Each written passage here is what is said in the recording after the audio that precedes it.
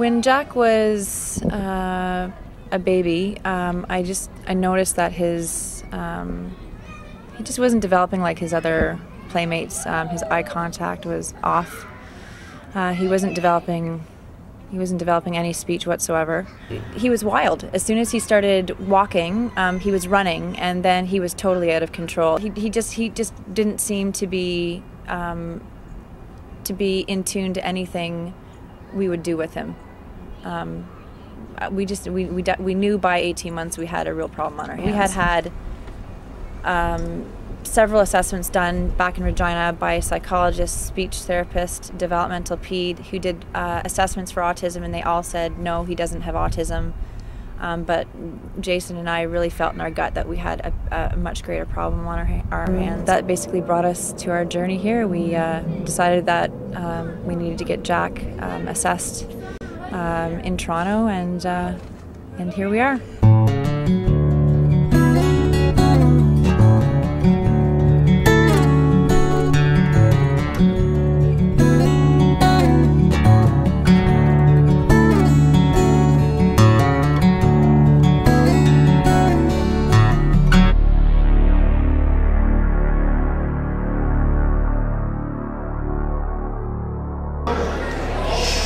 Hey, whoa, whoa.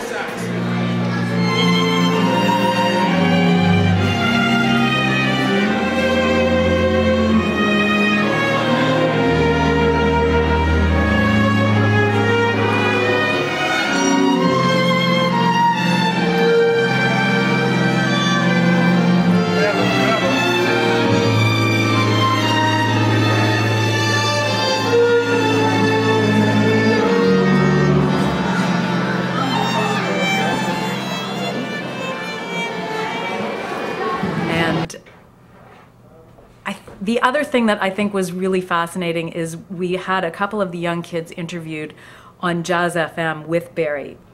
And Ralph Ben-Mergi asked the kids, you know, what is jazz?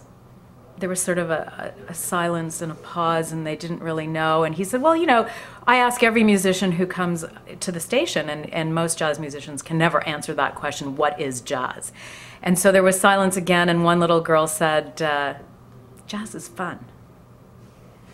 And Ralph said, and what else? The other girl answered, it's more fun. Jazz is fun and more fun. And you know, I think ultimately that's part of what we want to bring to the table, is that it's music, it's learning, and it's fun, and it gives them something to focus on, and a place to be that's different from their everyday.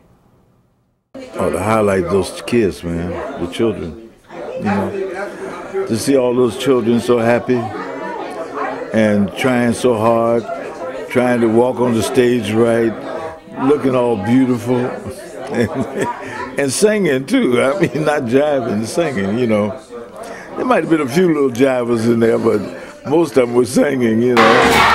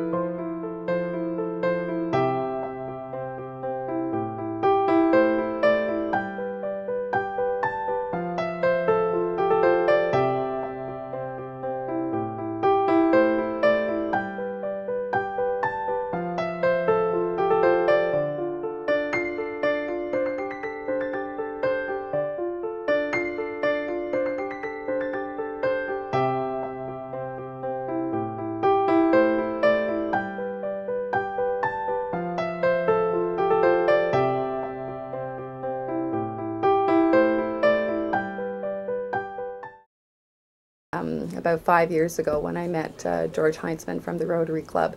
He was interested in giving some support to our students in our deaf and hard of hearing program at Danforth Technical and Collegiate Institute. This was really born out of student need. The students were coming to me at the high school level, and they were, feeling depressed, feeling sad that they weren't able to do a lot of the things that their hearing peers were able to do. The stories that come out of how important this ability to communicate has been really fantastic. And one dimension I didn't realize is, well, I guess I knew it at some level. Kids learn to make decisions by making decisions. And if they don't participate in those decisions and get a chance to make them, they don't learn how to make decisions.